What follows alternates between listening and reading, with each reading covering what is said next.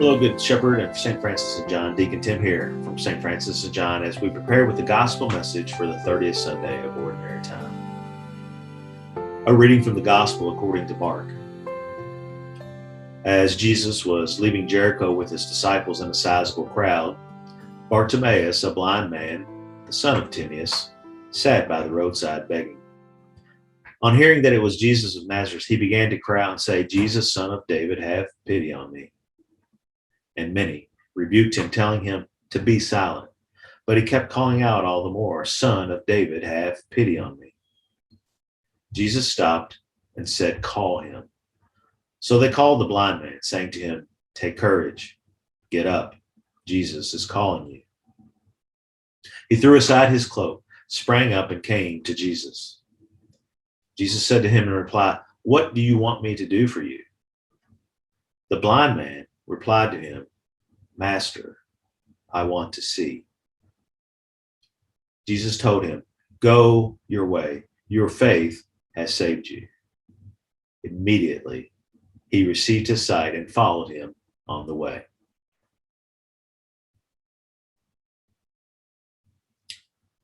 Today's gospel is a story of fear, a story of blindness, and a story of faith.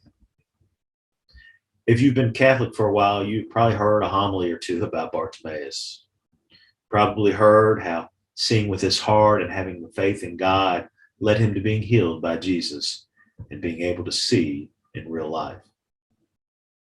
But Bartimaeus also had a blindness to fear. He was not afraid of Jesus. He was not afraid of God. His lack of fear led him to his faith, a great faith, and his cry to Jesus was a prayer. Not able to see Jesus, Bartimaeus had heard about him. He had heard and he had believed. He had heard and he had taken the action to position himself along the road so that he could make Jesus aware of himself. For a blind man in the time of Jesus, this action, it showed great strength. It showed a great faith. So many times in our lives, we let our fear keep us from seeing Jesus at work. We let our fear of God keep us from approaching him and asking him to help us. Maybe we feel unworthy. Maybe we feel our lives are too small and not important enough for us to pray. Not important enough for us to put our fear aside and ask God to be with us and to guide us. But that's not what Bartimaeus does. He is not afraid. He is a man whose faith emboldens him to approach the Lord with a prayer, with a request.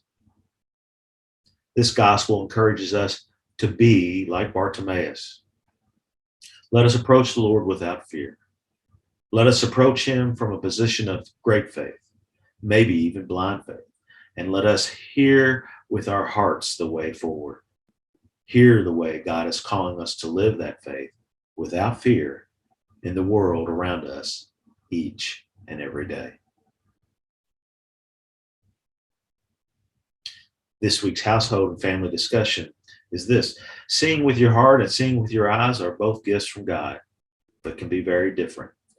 First, talk about things you see with your eyes, things that are beautiful, things that are not, things that maybe scare you, things that bring you great joy. Have you ever seen a parent scold their child and then realize that the child was nearing a dangerous road? When was a time that you saw someone doing something that made you sad or angry? But then when you understood the situation and looked with your heart, you saw goodness. Discuss those things with each other. Our second household activity is this: participation at Mass, studying the Word of God, practicing kindness and forgiveness, all are ways that we nurture our faith. Seeing with our heart. We are called to share and nurture each other in faith. But how can we help those who have difficulty with their eyesight? Many people have old pairs of prescription eyeglasses that they're no longer using, while other people, especially in third world countries, need glasses that they can't afford. Some who would be employable if they could see instead beg on the streets, like Bartimaeus. Most people don't know, however, that quite a few prescription lens franchises accept donated glasses for charity.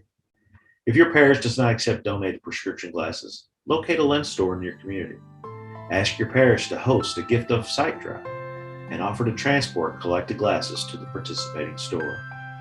The kindness of offering others the gift of improved eyesight will hopefully help nurture their faith as well as your own.